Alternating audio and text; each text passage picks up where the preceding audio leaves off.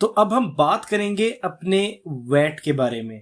Customers और vendor के section पे जाने से पहले मींस कि सेल इनवॉइसेस और बिल्स को रिकॉर्ड करने से पहले जो है हम वैट के बारे में जो है वो डिस्कस कर लेंगे।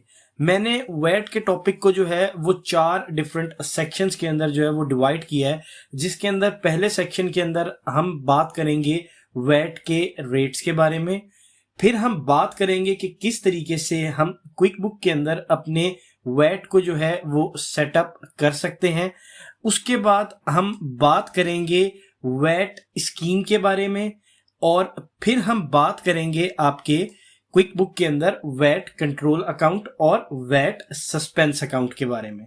इन 4 सेक्शंस को जो है हम 1 बाय 1 डिटेल में जो है वो डिस्कस करेंगे। तो चलिए सबसे पहले हम आ जाते हैं अपने वैट रेट्स की तरफ। हमारे पास जो है वो 5 तरह के जो है वो वैट रेट्स जो है वो होते हैं।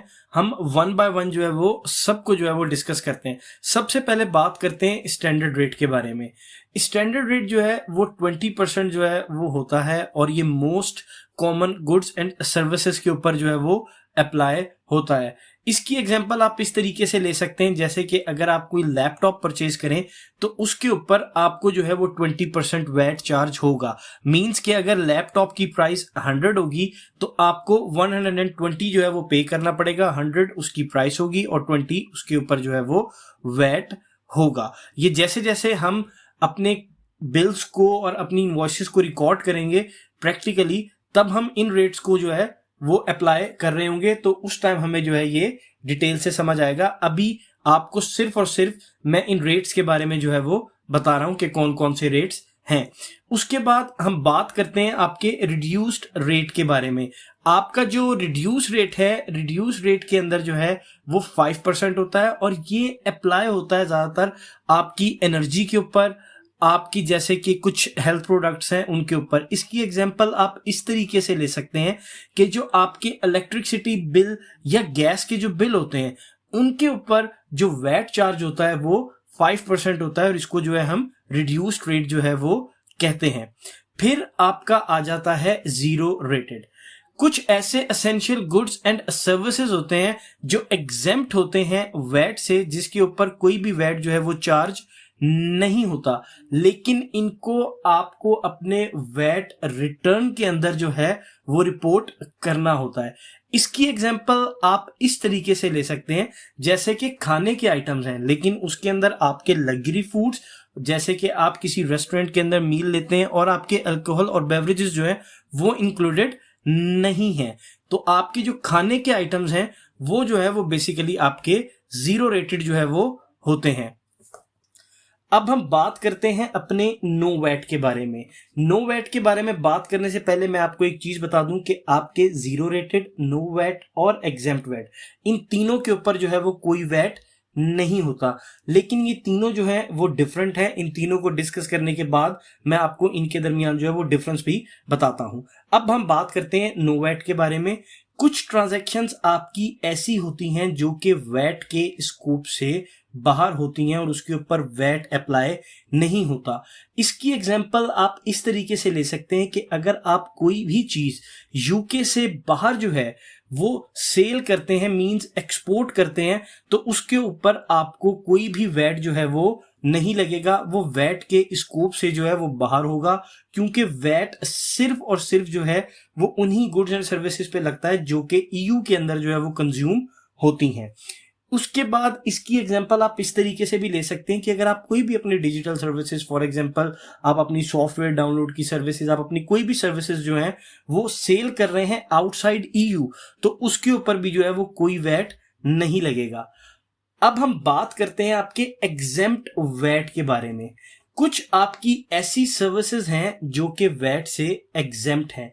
इसकी एग्जांपल आप इस तरीके से ले सकते हैं, पब्लिक ट्रांसपोर्ट जो आपकी होती है, बसेस वगैरह, इनकी जो टिकट्स होती हैं उसके ऊपर कोई भी जो है वो वैट इंक्लूड नहीं होता। तो अब हम ये देखते हैं कि हमने देखा जीरो रेटेड, नो वैट और एग्जेम्प्ट वैट।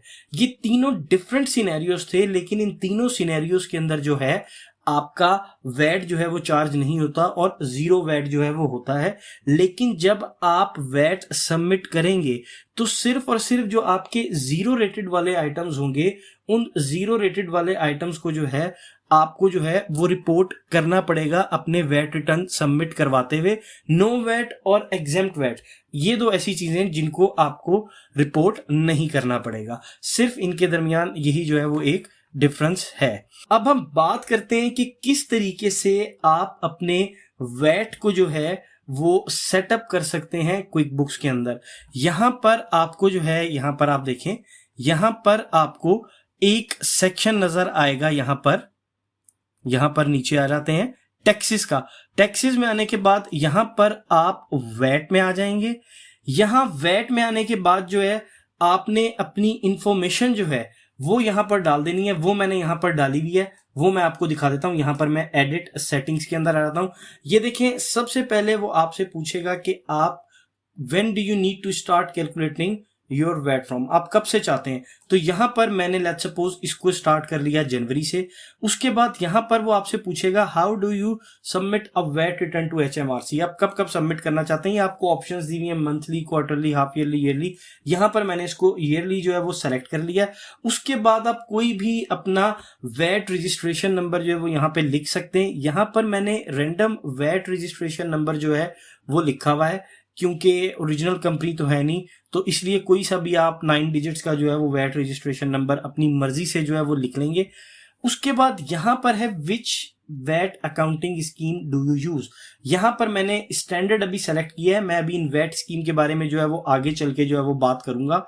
और उसके बाद यहां पर एक आपको दिया हुआ है other VAT option flat rate scheme, इसके बारे में भी जो है वो हम आगे चल के बात करेंगे। तो बेसिकली यहां पर मैंने जनवरी सेलेक्ट किया है, ईयरली सेलेक्ट किया है, स्टैंडर्ड सेलेक्ट किया है और यहां पर मैं सेव कर देता हूं। तो ये सेटिंग्स जो है हमने अपनी वैट की जो है वो क्विक बुक के अंदर कर ली है। इसको यहां से मैं सेव कर देता हूं। अब आप देखें, यहां पर मैंने इसको सेव कर लिया और मेरे पास ये एक स्क्रीन जो है, ये एक स्क्रीन यहां पर आ रही है। आप देखें, यहां पर मुझे वैट दिया हुआ है, ये कलेक्टेड ऑन सेल्स, यहां पर पेड ऑन परचेजेस और ये एडजस्टमेंट्स, और ये जो है मुझे टोटल वैट जो है वो दिया हुआ है। जैसे जैसे हम अपनी बुक्स के अंदर जो है वैट रिकॉर्ड करते जाएंगे, यानी अपनी सेल्स को रिकॉर्ड करते जाएंगे, अपनी परचेजेस को रिकॉर्ड करते जाएंगे, तो वैसे वैसे यहां पर हमारे पास वैट की कैलकुलेशन जो है वो सारी की सारी यहां पर शो होती जाएगी। इसको आगे चल के हम देखेंगे जब हम अपनी ट्रांजैक्शंस को, इनवॉइसेस को और बिल्स को जो है वो रिकॉर्ड करेंगे। अब हम देखते हैं अपनी वैट स्कीम को, जो कि अभी मैंने आपको बताया था जब हम क्विक बुक के अंदर जो है वो अपने वैट को जो है वो सेटअप कर रहे थे। बेसिकली हमारे पास जो है वो 3 स्कीम्स होती हैं, एक स्टैंडर्ड रेट स्कीम, एक कैश वैट स्कीम और एक होती है फ्लैट रेट स्कीम। सबसे पहले हम बात कर लेते हैं स्टैंडर्ड वैट स्कीम के बारे में। इसके बारे में मैं आपको ये बता दूं कि ये एक्रूवल बेसिस को जो है वो फॉलो करती है। मींस इसके अंदर आप अपना वैट तब रिकॉर्ड करेंगे जब आप कोई चीज सेल करेंगे, इररिस्पेक्टिव ऑफ द फैक्ट कि आपने उसके पैसे रिसीव किए हैं या नहीं किए, या जब आप कोई चीज परचेज करेंगे तब आप अपने वैट को जो है वो रिकॉर्ड करेंगे, इररिस्पेक्टिव ऑफ द फैक्ट कि आपने जो है वो पैसे पे किए हैं या नहीं किए हैं। ये इसके अंदर जो है स्टैंडर्ड वैट स्कीम के अंदर होता है। और ये सूटेबल किन बिजनेसेस के लिए है? ये उन बिजनेसेस के लिए है जिनका कैश फ्लो जो है वो कंसिस्टेंट होता है और ये एक आपको क्लियर पिक्चर दिखाता है आपकी वैट लायबिलिटी के बारे में। तो इसका मतलब है कि हम ये कह सकते हैं कि स्टैंडर्ड वैट स्कीम के अंदर हम अपने वैट को जो है वो तब रिकॉर्ड करेंगे जब हमारी ट्रांजैक्शन जो है वो अकर हो जाएगी। हम उस बेसिस के ऊपर रिकॉर्ड नहीं करेंगे जब हमें कैश रिसीव होगा या जब हम कैश पे करेंगे, बल्कि हम तब रिकॉर्ड करेंगे जब ट्रांजैक्शन जो है वो हो जाएगी। अब हम बात करते हैं आपकी कैश वैट स्कीम के बारे में।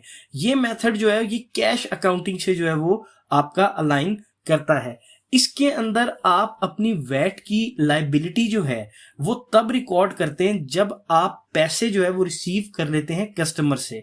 फॉर एग्जांपल, आपने कोई चीज सेल की लेकिन अभी तक आपको कस्टमर से जो है वो पैसे नहीं मिले, तो आप अपनी वैट की लायबिलिटी को जो है वो रिकॉर्ड नहीं करेंगे। सिमिलरली आपका इसी तरीके से सप्लायर के केस में भी है कि आप तब तक जो है वो अपने वैट को रिकॉर्ड नहीं करेंगे जब तक कि आप अपने सप्लायर को जो है वो पेमेंट नहीं कर देंगे, तब तक जो है आप उसको भी जो है वो रिकॉर्ड नहीं करेंगे।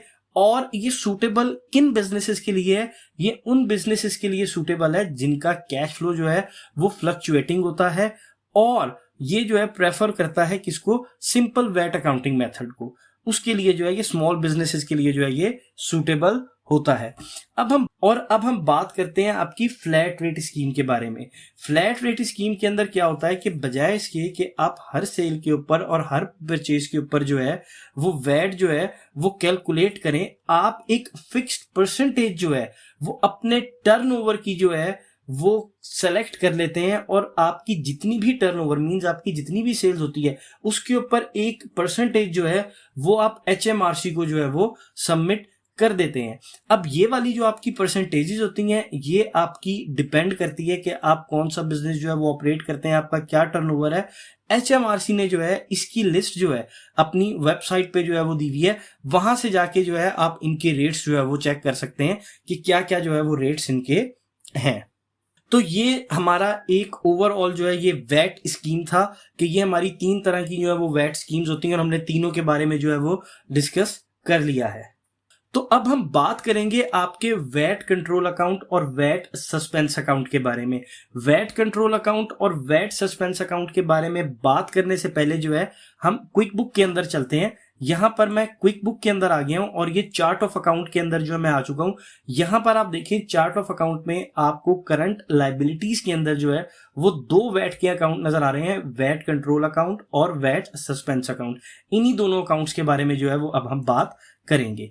अगर हम बात करें अपने वैट कंट्रोल अकाउंट के बारे में तो आप इसको सिंपल इस तरीके से समझें कि आप जो भी सेल करेंगे या जो भी परचेज करेंगे उसके अंदर जो भी वैट की अमाउंट होगी वो सारी की सारी वैट की अमाउंट जो है वो आपकी कहां पर चली जाएगी? वैट कंट्रोल अकाउंट के अंदर जो है वो चली जाएगी।